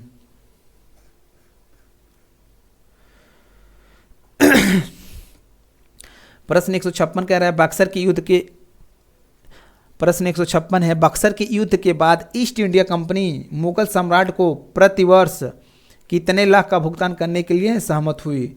ऑप्शन ए है 82 लाख, ऑप्शन बी है 26 लाख, ऑप्शन सी है 44 लाख, ऑप्शन डी है 68 लाख। तो कितने लाख देने के लिए तैयार हो गए थे, सहमत हुए थे? Option B 26 lakh. प्रश्न हम 157 देखेंगे, निम्नलिखित में से कौन सा पुर्तगाली उपनिवेश नहीं था? निम्नलिखित में कौन सा ऐसा निवेश था जो पुर्तगाली नहीं था? बम्बई, हुबली, मछलीपट्टनम और चौल। 157 का उत्तर जाएगा मछलीपट्टनम, ऑप्शन सी। 158 देखेंगे, भारत में काजू का प्रथम परिचय किन लोगों ने कराया? डच ने, ब्रिटिश ने, फ्रांसीसी ने, पुर्तगाली ने। काजू का परिचय भारत के लोगों से सबसे पहले किसने कराया? पुर्तगालियों ने। प्रश्न 159 देखेंगे, पहली डेनिश ईस्ट इंडिया कंपनी ने अपना परिचालक किस वर्ष में शुरू किया था? पहली डेनिश ईस्ट इंडिया कंपनी ने अपना परिचालक किस वर्ष में शुरू किया था? ऑप्शन ए का रहा 1616 में, ऑप्शन बी का रहा 1650 में, ऑप्शन सी का रहा 1630 में, ऑप्शन डी का रहा 1670 में। कृषि प्राविधिक 2019 में पूछा गया प्रश्न है। तो 159 का उत्तर जाएगा 1616 में। 160 प्रश्न देखें, बक्सर के युद्ध के बाद कि नवाब ने इलाहाबाद और कड़ा को मुगल सम्राट को सौंप दिया, जो ब्रिटिश सैनिकों के संरक्षण के अंतर्गत आया था। बक्सर के युद्ध के बाद किस जगह के नवाब ने इलाहाबाद और कड़ा को मुगल साम्राज्य को सौंप दिया, जो ब्रिटिश सैनिकों के संरक्षण के अंतर्गत आया था? ऑप्शन ए का रहा है बनारस, ऑप्शन बी का रहा है भोपाल, ऑप्शन सी का रहा है बहावलपुर, ऑप्शन डी का रहा है अवध। तो इसका उत्तर जाएगा अवध, जो राज्य मंडी परिषद 2019 में पूछा गया ये प्रश्न है। प्रश्न 161 है, वास्को डी गामा किस वर्ष कालीकट में उतरा था? यानी वास्को डी गामा कालीकट में किस वर्ष में उतरा था? 1234 में, 1681 में, या ऑप्शन सी का रहा 1394 में, ऑप्शन डी का रहा 1498 में। तो इसका उत्तर हो जाएगा 1498 में। लोअर प्रथम में 2016 में पूछा गया यह प्रश्न है। अगला प्रश्न है 162, श्रीरंगपट्टनम का ऐतिहासिक शहर जिसे टीपू सुल्तान और उसके पिता हैदर अली की कब्रों का घर माना गया है, वह निम्नलिखित किस शहर से लगभग 15 किमी दूरी पर स्थित है? श्रीरंगपट्टनम का ऐतिहासिक शहर जिसे टीपू सुल्तान और उसके पिता हैदर अली की कब्रों का घर माना जाता है, यह निम्नलिखित किस शहर से लगभग 15 किलोमीटर की दूरी पर है? तो ऑप्शन ए का रहा है बेंगलुरु, ऑप्शन बी का रहा है मैंगलुरु, सी का रहा है मंसूर और डी का रहा है बेलगाम। तो इसका उत्तर जाएगा मैसूर। मैसूर से कितना है? 15 किलोमीटर दूर पर क्या है? श्रीरंगपट्टनम का ऐतिहासिक शहर है जिसे टीपू सुल्तान और उनके पिता हैदर अली के कब्रों का घर माना जाता है। इसके बाद कुछ और प्रश्न बचे हैं, 6-7 प्रश्न और हैं, इसको हम लोग देख लेते हैं। 163 प्रश्न है, टीपू सुल्तान कहाँ का शासक था? टीपू सुल्तान कहाँ का शासक था? हैदराबाद का, मदुरई का, मैसूर का, विजयनगर का? ये मैसूर का शासक था। 164 प्रश्न, ब्रिटिश शासन को भारत से उखाड़ फेंकने के लिए इनमें से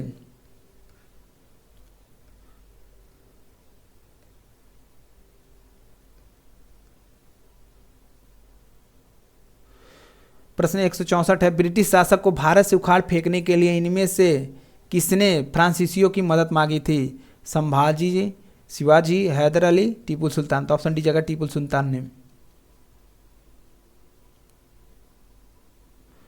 इसके बाद अगला प्रश्न हम लोग देखते हैं। अगला प्रश्न 165, श्री रंगपट्टनम की लड़ाई में अंग्रेजों ने किसे पराजित किया था? टीपू सुल्तान को। ऑप्शन सी टीपू सुल्तान हो जाएगा। 166 में निम्नलिखित में से कौन अवध का प्रथम नवाब था? तो 166 में कह रहा है अवध का प्रथम नवाब कौन था? सआदत खान था।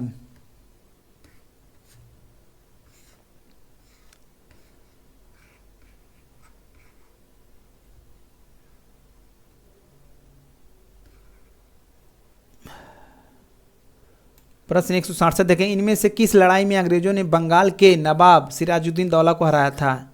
कह रहे हैं इनमें से किस लड़ाई में अंग्रेजों ने बंगाल के नवाब सिराजुद्दीन दौला को हराया था?